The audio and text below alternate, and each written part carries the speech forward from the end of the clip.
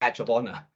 We're not just experts. Truthfully, we are a bunch of enthusiasts committed to harnessing the full potential of Microsoft technologies. As a pure play Microsoft partner with a team of dedicated UK engineers from app innovations, the likes of Proco, Loco, Noco, to the data and AI, Azure, security, or even covering modern work, we're equipped to support a wide range of Microsoft solutions day in and out. So throughout the next 40 minutes in this session, we are happy and eager to share our knowledge and insight on this particular topic today, which is application integration in Azure. And we're equally excited to hear your thoughts at the end of our sessions. So just let us know on chat. If not, we can book a further session to discuss certain topics furthermore. And without further ado, I'm going to pass you guys over to my colleague, Andrew. All right, good morning, everyone. Like Johnny said, I'm Andrew. I'm a principal architect here at in the app innovation practice at Transparity. I've been an application developer for over 20 years, and a lot of that work has been with integrations. So I want to thank you for coming today, and I hope you find this information useful. All right, so what are we going to be talking about today? Our agenda is as follows. We're going to start by providing an introduction to application integration, and then we'll talk briefly about what application integration looked like in the past, and then we'll talk about some key integration design patterns. Then we'll introduce Azure Integration Services, what they are and what they do, and we'll also talk about Azure Integration Services and DevOps. And then we'll dive into a demo and get a glimpse of Azure Integration Services at work. We'll end with key takeaways, next steps, and questions before close. All right, so application integration is about making apps work together. Applications are typically focused on what users do within the app. And in a way, sometimes each application can seem like it's self-centered or opinionated, only caring about itself. This was more of an issue in the past. But more and more application developers are realizing that their applications are only part of their customer solution strategy. To better serve customers, applications need to be able to work together.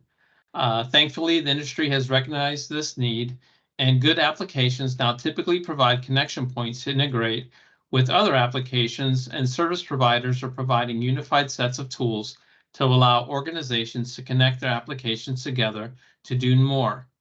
It's not always easy, though. Organizations are typically using many applications. The very largest organizations can have thousands of applications. Large organizations usually have hundreds of applications, and even the smallest organization usually have multiple applications. What kind of applications are we talking about? First, you have any application that helps run an organization, typically called a line of business application or system.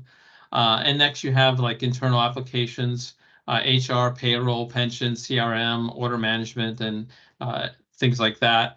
And then there's the external applications like procurement, government, hiring, advertising, websites, customer portals, social media, and the list goes on. So there's tons of application these days. For many organizations, these applications aren't independent silos. They often need to share data and integrate with each other in some way. So where did we come from in the application integration space? Anyone who's been in the industry for a while can probably relate to this picture. And sadly, some of you can probably still relate to this picture. Getting things to work together can be hard. But like I said, things are changing and we now have better tools. Smart developers have embraced application integration as a necessity. One way to do integrations is just connect each application directly to every other application that it needs to connect to. This might work fine at first, or if you only have a few applications to integrate, but over time, experience has shown that this strategy is fragile and inefficient. The modern approach to application integration is integration as middleware. We call this diagram here an integration hub, which is an implementation of the enterprise service bus design pattern. We'll talk about design patterns a bit more later. An integration hub provides centralized management one place to go for answers and to make connections in our integrations. And as you can see, this is organized by design because everything is organized around this main hub. And it promotes consistency. Within this hub, we can have a consistent model of what our different business objects look like. For example, a contact in SAP might look different than a contact record that came from one of your partners. But if you want to integrate them, you can come up with a consolidated form of a contact that you put here in the hub, and then you can just communicate to the hub and translate into that one format, and then that one format can serve all the other applications. And this reduces duplication because you don't have to write the same kind of boilerplate code to transition, from this application to this application. And the other main benefit is it supports decoupling, reducing the dependency. So you can imagine if you had a situation where your integration was connecting, for example, like we said here, SAP, and you had a direct integration to each one of these other applications. If for whatever reason you needed to switch out SAP, you'd need to update all of those individual integration paths. Here with the Integration Hub, you don't need to do that. You can just take your one part of the integration here, which integrates SAP with the hub, and all the other pieces remain the same. They don't need to be changed because you're using a consistent format within the hub, and the hub is what's talking to the individual applications, not each application talking to every other application. So application integration vendors, there's a lot of them out there. MuleSoft is owned by Salesforce, is a big player. TIBCO typically is used by large corporations. Boomi, which is owned by Dell, is a popular option, and Informica is a big player as well. You can see here in the Gartner Magic Quadrant from January 2023, some of the leaders in this space. Microsoft has always been a leader in the application integration space. BizTalk Server was Microsoft's application integration solution for a long time, and you will still find it in use today. Microsoft's Azure Integration Services is the next evolution and built on the Azure Cloud Foundation. Low-code solutions have also been a buzz the last few years. Azure Integration Services logic apps use low-code to enable advanced integrations. And Microsoft also offers Power Automate, which empowers any office worker to perform simple integrations, for example, an approval process on a SharePoint document without going through developers or their IT team. And now with the introduction of Azure OpenAI services, Microsoft is bringing the power of AI into the application space as well. These are just some of the reasons that we have chosen Microsoft and Azure Integration Services for the solutions we develop. So we'll cover BizTalk Server just a bit to provide some continuity regarding how Microsoft solutions have evolved over the years, and because the roots of BizTalk can be seen in Azure Integration Services. So BizTalk Server is a large legacy application. It was traditionally installed on premises. However, you now can run it on VMs in the cloud. It was launched in 2000, and the latest version is BizTalk 2020. Like I said, it's installed on Windows servers, and it uses SQL Server databases to track data. It was nice because it was a scalable, resilient solution. You could have 2 or more BizTalk servers that could operate in a group, and multiple groups could be used to separate workloads. From the graphic on the right, you might think that BizTalk was the old-style spaghetti integration solution, but in fact, BizTalk employs the integration hub pattern, as we will see. We can see that if you look at the main BizTalk components that I'm showing here, you have adapters, and adapters can send and receive data to and from external systems. There's a huge range of adapters in BizTalk for file, FTP, HTTP, SOAP, SQL, the list goes on. And there are ports and endpoints for transferring data. And then pipelines convert the process messages before they are received or sent. And then you have a message box, which is the main queue for all messages. And we can see here we have the incoming messages. They are transposed to XML messages, which get stored on the message box.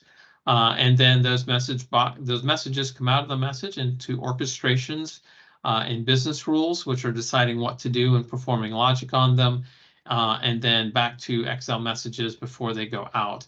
And so, yeah, the orchestration follows the workflow management, and then you have schemas and maps that define how to convert message formats. And finally, the business rules that are the declarative rules for message handling. All right, so I mentioned earlier that Integration Hub or the Enterprise Service Bus was a design pattern. So let's talk a little bit more about design patterns. One of the ways you can see the evolution of BizTalk server to Azure Integration Services is in their use of some of the basic design patterns. Design patterns are templates or frameworks or guides that software developers use to ensure that applications are reliable, scalable, and secure. They're like recipes that maybe you've handed down over the past years of what you know works, or maybe new and innovative approaches to solving a problem. The key thing is that they're a pattern that you know that works. A key design pattern typically used in integrations is the publisher subscriber pattern or the pub subscribe pattern. It is a pattern for async communication in a distributed system where publishers send messages to topics to a broker and subscribers get messages on topics they care about. A related design pattern is a priority queue pattern. The priority queue pattern is a pattern for async communication in a distributed system where messages are reordered by priority in a queue. I do want to point out a distinction that needs to be made here between queues and the pub sub pattern. In the pub sub pattern, what you have here is a message. So the publisher sends a message and it goes to the message broker. And in this case, we're showing 3 different subscribers. Each one of those subscribers is going to get that same message. And it's the message broker's job here to ensure that each one of those subscribers gets the message. So it will wait until it has confirmed that each one of the subscribers has a message before it drops that or disposes that message, as opposed to the queue pattern, where even in this diagram here, where we have 3 different consumers, one message is only going to one consumer. This is often done when you're trying to handle things in bulk, and so you'll have multiple consumers handling the same types of messages. So this message will go to this consumer, the next message will go to the next consumer, and on down the line. And the priority pattern is just an option of taking those messages and giving them priority. So the highest priority messages get processed first. So while these may look similar, there is a distinction there that we need to make. There are more design patterns, and if you aren't familiar with them, I'd highly encourage you to learn a bit more about them. A good starting point is the Microsoft Learns documentation on messaging patterns, and I'm going to go ahead and drop that link in the chat for you that it's there. All right. So if software design patterns are the building blocks of an integration solution, then all we need to know is how to put those building blocks together. That's where the overall architecture comes into play. Here's just another way to look at what we've been talking about. At the top here, you have the applications and the services that we want to integrate.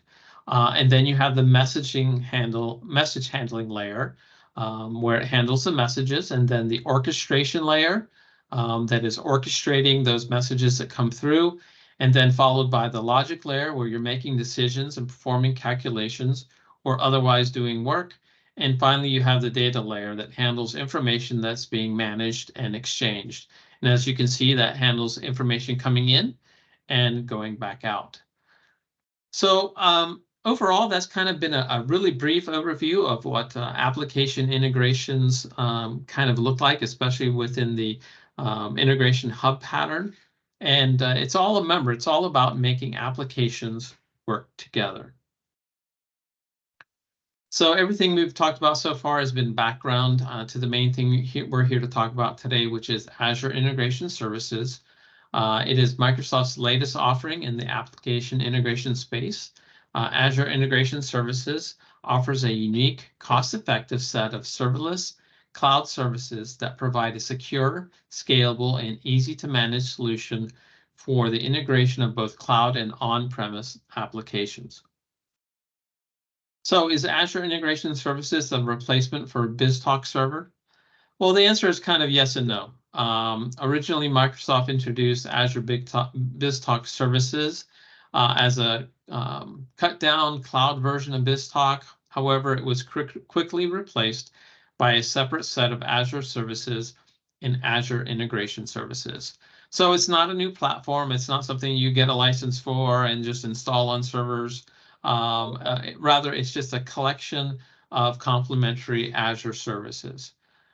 Briefly, the main services that make up Azure Integration Services are Service Bus, the highly secure and transactionally consistent message handling service. Logic Apps, a low-code platform with cloud and on-prem connectors and workflows. Azure Functions, a code-based event-driven serverless compute platform.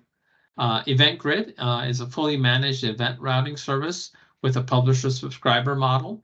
Then you have API Management, a service that manages APIs securely for internal and external connectivity. And then Azure Data Factory, which connects the data sources for bulk data loading, data transformation, and to manage data workflows. The main three we're going to talk about today are Service Bus, Logic Apps, and Azure Functions. So now we're going to look a bit more in detail about those three services.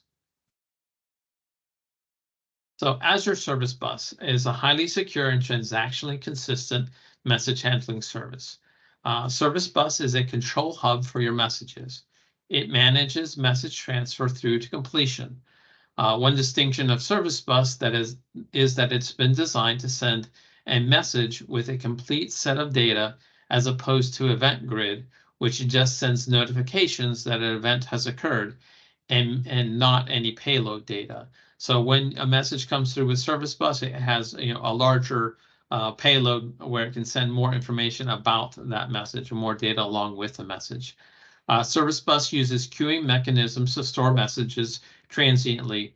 It supports both the simple and priority queue patterns, and it also supports the publisher subscribe pattern that we've talked about to support multiple subscribers using topics.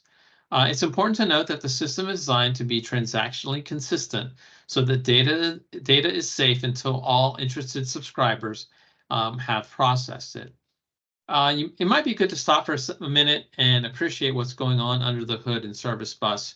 At first glance, it may seem to be a very simple service. In fact, it's just taking these messages and passing them along, but it hides some complexities. If you're a developer and you've ever had to roll your own solution for querying or the pub/sub pattern, you will likely know that it's not as easy as it looks. You have to deal with all sorts of issues like concurrency, bad connections, keeping track of which messages have been delivered and which ones haven't, expiring messages after some time, duplicates, and I could go on. The good news is that Azure Service Bus is taking care of all the complexities, and it does it at scale, and it does it fast. So Azure Service Bus handles the messaging side of integrations. So what do Azure Service Bus cost?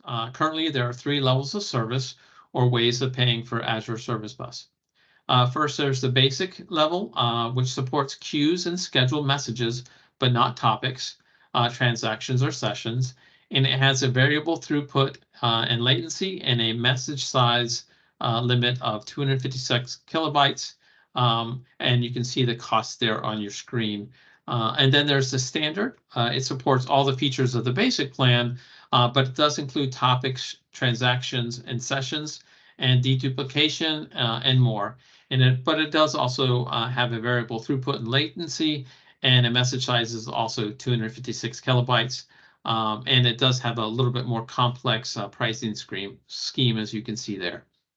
And finally, there's the premium. It supports all the features of standard plus resource isolation, geo-disaster recovery, Java messaging service support, availability zones support, and a message limit of 100 megabytes. And it has a high and predictable throughput and performance. So depending on what you need, there are three different levels that you can use. So that's Service Bus, a highly secure and transactionally consistent message handling service. Next, we'll move over to Logic Apps. Azure Logic Apps can handle the logic side of things. Logic Apps are a serverless, low-code service to automate workflows. Serverless just means there's no hardware to worry about. There are, of course, servers running the code behind the scenes, but Azure takes care of all of it. It's none of your concern. Low code means that you don't have to write much, if any, code yourself. You just define a set of actions and provide the necessary parameters in a UI. Under the hood, there is, of course, code still running, but it is code that is generated automatically for you. A key component of logic apps are the connectors, and connectors can have triggers and actions. A trigger starts a workflow, and an action forms a step of a workflow. And as you can see in the screenshot here, as an example, we have a Outlook connector. I can tell that just by the icon there. So it's an Outlook connector, and this is a trigger here. And the trigger says when a new email arrives. And then there's an action after that that says send an approval email. And so these are both associated with an Outlook connector. And then we have a connector here, this is one of the more built-in ones that has just some logic that says if this condition is true or if this condition is false, go down one path or another. And then if you go down the true path here, we see a connector with MailChimp. And it's going to add a member to the list. And then there's another conditional here, and depending upon that, it's going to send another email. And if it's false, it's going to send this email. So here it's just putting these different blocks together, filling them in the parameters, and it just does everything else, all the processing and everything all in the background for you. We'll delve deeper into this in the demo, and so you can see how this is actually put together. So let's go ahead and talk more about the connectors that we have. So like we said, the connectors are kind of the main part of Logic Apps, and there are hundreds of connectors available. You can see just in the screenshot here, there are 49 connectors, but you can see from the scroll bar that I'm only scratching the surface there. They come in 3 different types. We have the built-in connectors, which are the native general command and control type connectors, things like schedule, control requests, variables, and connectors for some of your basic Azure services. But the main connectors are managed connectors, which are Microsoft managed integrations to services, meaning that Microsoft has worked with service providers to create connectors that allow you to access these services all while running on an Azure hosted service without having to worry about the implementation details. The managed connectors come in 2 flavors, standard and enterprise, with the main difference being the level of system they target and the cost. Most of your larger enterprise applications have enterprise level connectors like SAP, IBM, and Oracle, and may include on-prem connectivity as well. Finally, you can also create your own custom connector. Like I said, it is all still code running on Azure servers under the hood. So if you have your own REST or SOAP APIs, you can create connectors that leverage those APIs and use the connectors for internally or share them on Azure for others to use to connect to your services. So in a way, Logic Apps is more than just a service, it's a platform because it allows others to build services on top of Logic Apps and with Logic Apps. And with the power of AI coming online, this space is only going to continue to blossom. So what do Logic Apps cost? There's a consumption pricing model where you pay just a tiny amount for every action and connector call, and Azure gives you 4,000 actions per month for free. The consumption model is a multi-tenant, meaning that your Logic Apps are running on the same servers as other Azure customers. There's also a standard pricing plan when you need to be on a dedicated set of servers and need to have a more consistent and higher volume of activity. And then on top of that, you also have the integration service environment, which is a fully isolated and dedicated environment that runs at high scale. It has a minimum hourly rate and may be required for some of the enterprise connectors. So that was Logic Apps, and it's the serverless low-code service to make connections and automate workflows. So next we have Azure Functions. Azure Functions is the nerdy older brother to Logic Apps. And in many ways, Logic Apps and Function Apps can do many of the same things that and that's because the generated code under the hood of Logic Apps is basically Azure Function code. So Azure Function is a code-based, event-driven serverless compute platform. Just like Logic Apps, Azure Function apps are serverless, again, meaning there is no hardware to worry about. But unlike Logic Apps, Azure Function apps are pro code or created using programming code. Azure Functions can be implemented in a variety of languages like C#, Java, JavaScript, Python, PowerShell, and more. And because Azure Function apps is just code, you can use almost any code editor to develop a function app. But there are distinct integrations developed for Visual Studio, Visual Studio Code, Maven, and other popular development tools. So what do Azure Functions cost? Like Logic Apps, Azure Functions app can be hosted in a consumption model where you only pay for what you use, and your code is running on the same server as other Azure customers. Note that by default, an individual function app execution can run up to 5 minutes in a consumption plan. This can be extended to 10 minutes just by adjusting some configurations, but the default is 5 minutes. In addition, there's an extension to Azure Functions called Durable Functions, which lets you write stateful functions in a serverless environment and manage state, checkpoints, and restarts for you, allowing you to focus on just your code. Durable functions can help you break up what might be a long-running task into smaller tasks that fit into that 5 to 10 minute window. Oftentimes, people hear about that 5 to 10 minute per function execution and think that that's a problem. But if you really can reorganize sometimes the way the apps work and use durable functions, that can usually not really a problem. With Azure Functions, though, there is also a premium plan that has no cold start, meaning that with Azure Functions, sometimes your function can time out and it kind of shuts down in the consumption plan. But on the premium plan, they'll kind of keep that service up and running and warmed up so that there isn't any delay there. That delay usually is only a couple seconds anyway, but sometimes in a critical situation, even a couple seconds matters, and that's where you'll want the premium plan. And finally, you can also just use Azure Functions on an app service plan that you've created in Azure, where you can select the number of CPUs and the size of that plan, and then you can host Azure Functions there. And so there you don't have those same limitations that you would have if you were running on the other consumption or premium plans. So another way that function apps and logic apps differ is that function apps, you have to build the connectors yourself in code. And while there are some basic connection pieces that are available with Azure Functions, it doesn't have the breadth of connectors that Logic App has. And that kind of makes sense because this is kind of the underlying base of how Logic Apps were built.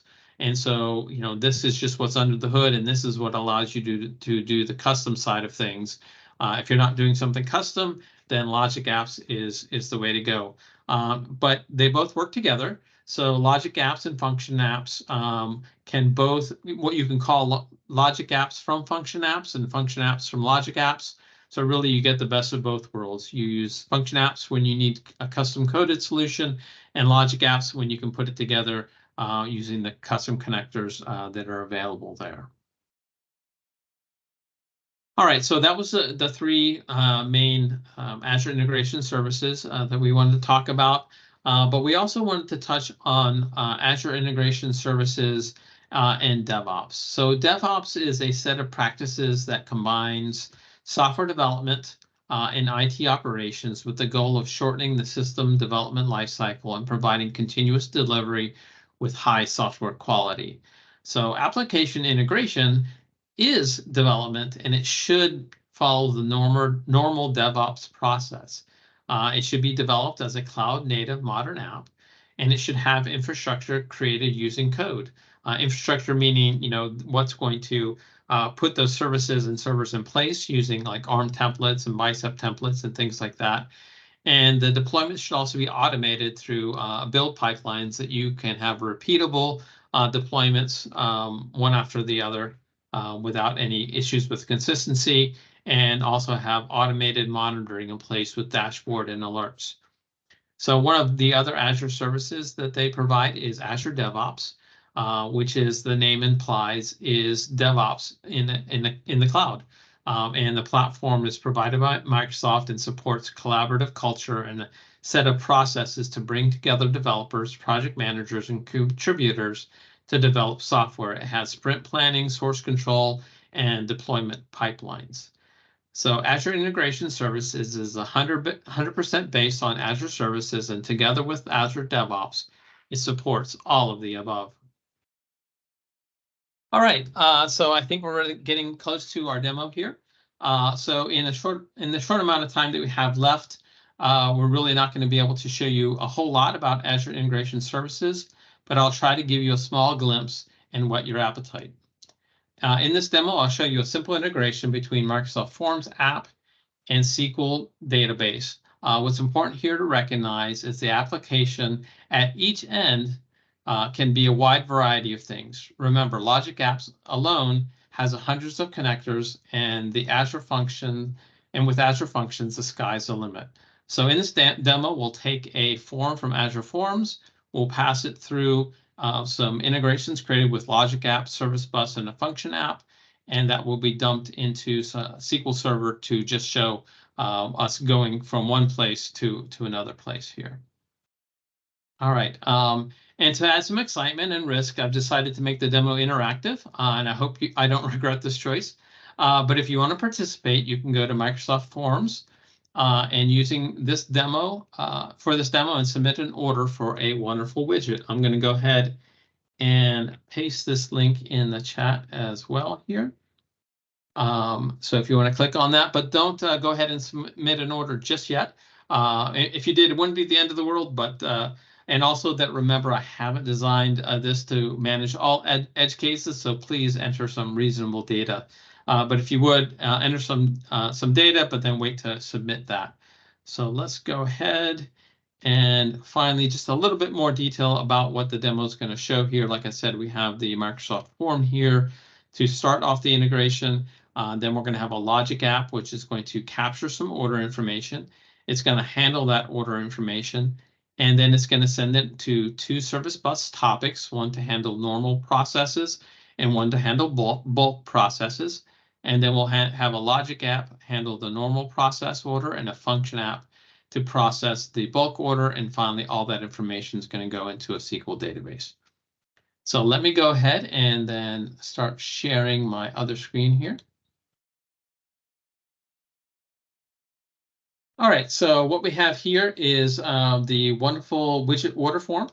And as you can see, this is just a basic Microsoft Forms application that I created very simply. You put in a name, email address, the size of widget that you want to order, how many you want to order, whether it's standard or rush, and just a simple purchase order number, which really doesn't matter. So that's the form coming into it. And this is overall, so this is actually in my Azure portal right now. And these are some of the resources that I have added to my Azure portal. I have a Logic app here, which is going to handle the capturing of the widget orders, like I said. This is my Service Bus. This is my other Logic app, and this is my Function app. And here's my SQL database as well. So in order to make the demo go much more quickly, I've developed most of this already, but I did want to show you how simple it is to start with Logic apps. So I have here a blank, empty Logic app. And this is when you first get into it, you see this, which it gives you a lot of information, but the key tool here is your Logic App Designer. So I'm going to go ahead and click on that. And what you start off with is a blank screen, but then you can add a trigger. And so what do you want to trigger it? In this case, I wanted to be triggered by Microsoft Forms. So Microsoft Forms. And assuming I spelled it right, and here we are. And so I can see here, it pulled up a list of others as well, but we can find Microsoft Forms here at the top. And you can see it has one trigger that says when a new response is submitted. So I just click on that and say, okay. So what form ID, what form am I looking for? And I pull down a list here, and there's an untitled form that I must have created at some point. And then here's the wonderful widget order form. I just select it. Previously, I had already made a connection to this form, Microsoft Forms application, and I did that simply by logging into it. So I'm not going to do that again here. So that's how it knew where to get those orders from, as I had made a connection to my Forms account. So it knew that, and so really that's all I had to set up for this one step. So that just says this is a trigger. This is what's going to start the workflow happening. And so it's basically going to be listening for any new form being submitted, but it doesn't necessarily have all the information that was submitted on that form. So I need to do another action here. I'm going to add an action. Again, I'm going to type in Microsoft Forms. And then now, because we're looking at actions, there's an action that says get response details. I'm going to go ahead and click on that, and you can see it attached it to the bottom here, kind of in a workflow.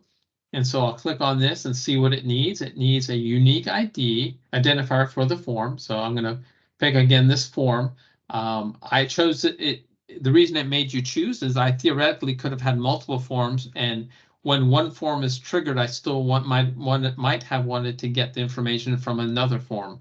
So because it doesn't know for sure exactly which form you want to get it from, you do have to specify that.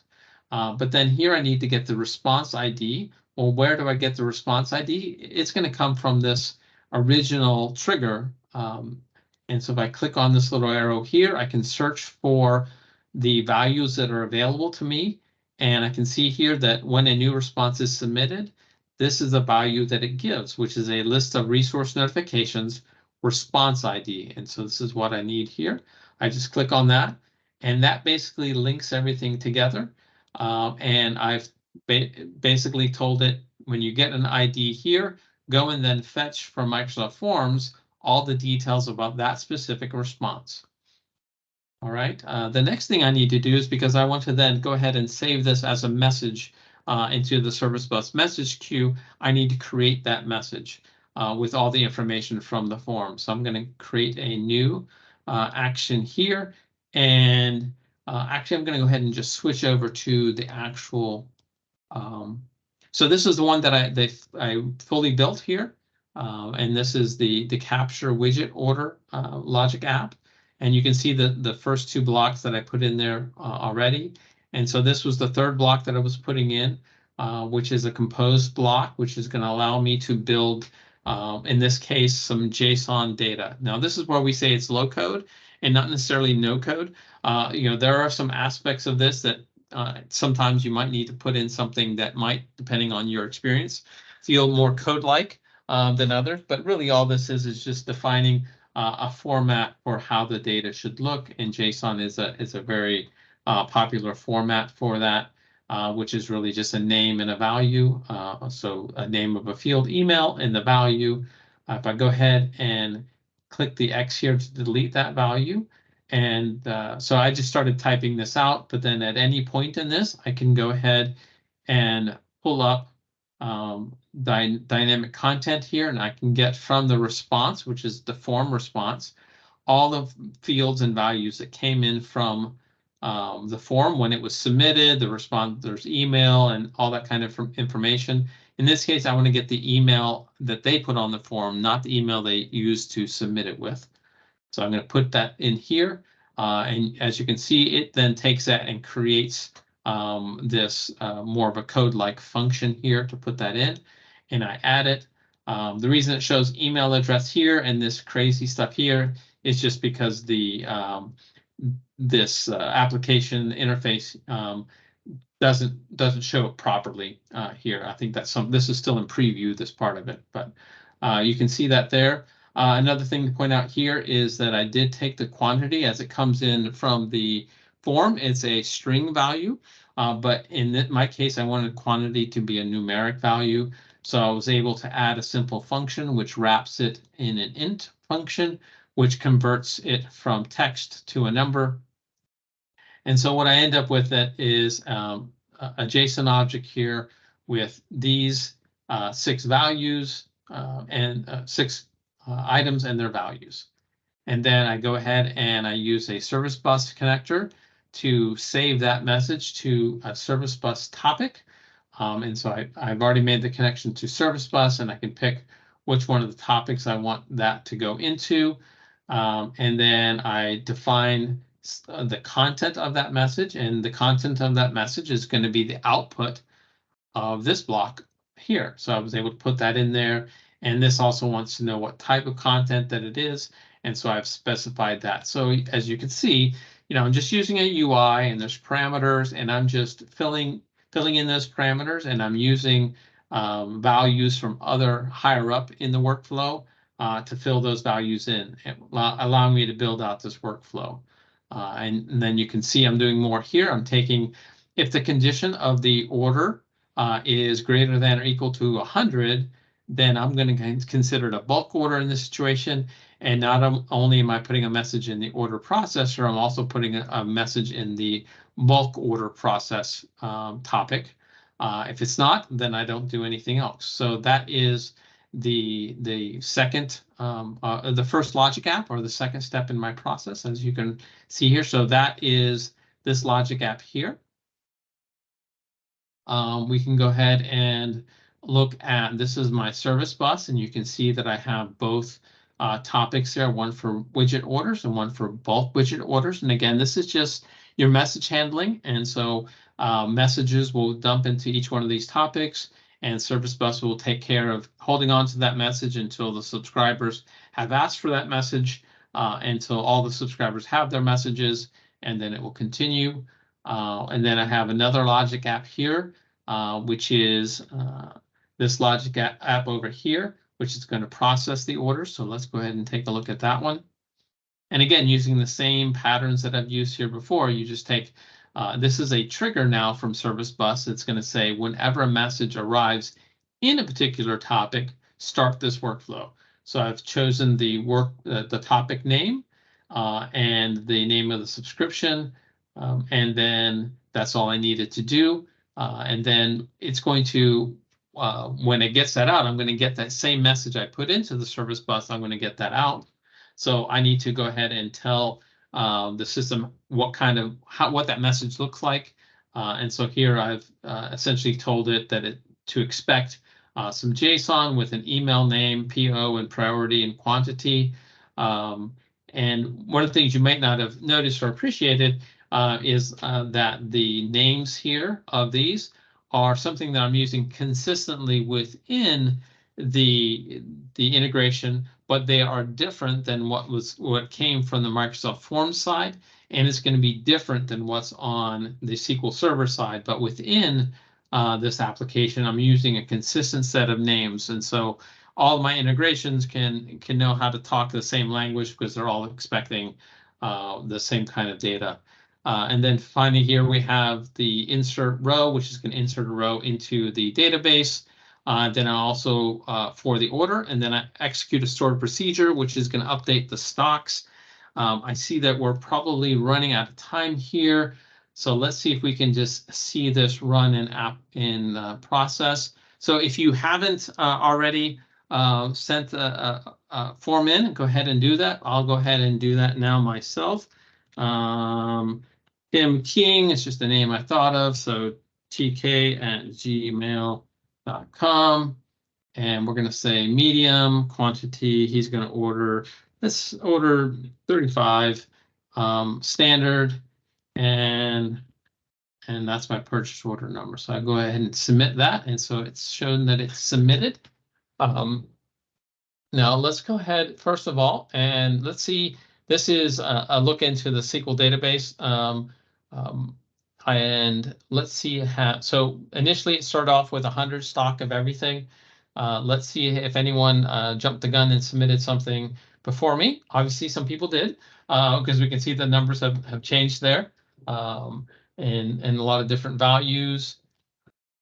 And so let's go back and see what happened, what people did. So if I go back to this initial capture widget order, we have, if I open this back up and close, discard those cancel, discard those changes there. Yeah, discard any unsaved changes. And then I go to my overview here, and I can see these are the different events that happened. So let's go ahead and look at this one here. And this is one of the nice things about Logic Apps is you can take every single submission that happened and you can kind of drill down into it and see, okay, these were the inputs. This is the ID that came from the form. And then we can look through here into the detailed response that came in. This was actually ended up being mine. And we can see the JSON data that was processed. We can go through here into the widget orders, and we can look at the different messages that were submitted. The one thing I haven't shown you yet is the Azure functions. Just briefly, this is what an Azure function looks like, and it takes in this case, a service bus trigger, and you're just defining again what part of the service bus topic that you're going to be getting the messages from, and we're doing some of the standard deserialization of that message in JSON format, and then I'm doing a lot of other things here with SQL. But I think we're running out of time here, so I'm going to go ahead and see if we can shift back. Let's talk about our, let's go back to the slides here, 1 second. So for our key takeaways, so let me go ahead and present this back in Team again. Alrighty, and again, it didn't go to my proper slide here, so let's get to that. All right, so the key takeaways here are the Azure Integration Services is a cloud native and serverless, and there's no servers to manage. Cloud integration supports on-premises and hybrid integration through gateways and VPNs. And Azure Integration Services runs in Azure and can make use of all other Azure services. Logic Apps and Azure Functions manage the message processing in business logic. Service Bus and Event Grid are central for managing async message flow and the publisher subscribe model, and it's fully compatible with a modern DevOps practice. And monitoring and alerting are first-class citizens. So with that, I'm going to go ahead and switch it back over to Johnny. Thanks, Andrew. So we really hope you guys have enjoyed today's knowledge share webinar from us. I think it's very hard in 45 minutes to be able to kind of walk you guys through from start to finish the entire picture of what application integration in Azure completely as a whole. What we would like to do is to tell you guys a couple of things. One, we've got assessments that are available to you guys from Transparency. So if you guys have applications that would like to further on, some of the capabilities, you'd like to speak to us about it and getting to know the true side of what you can do with them, feel free to reach out to us and we'll be able to, as a team, to kind of look into it together with you. There will be available potential fundings that from Microsoft that potentially we can help you guys to register and nominate. And there's a poll, on chat or on screen, so feel free to reach out to us. And yeah, we hope you enjoy the session and have a lovely morning. Thank you.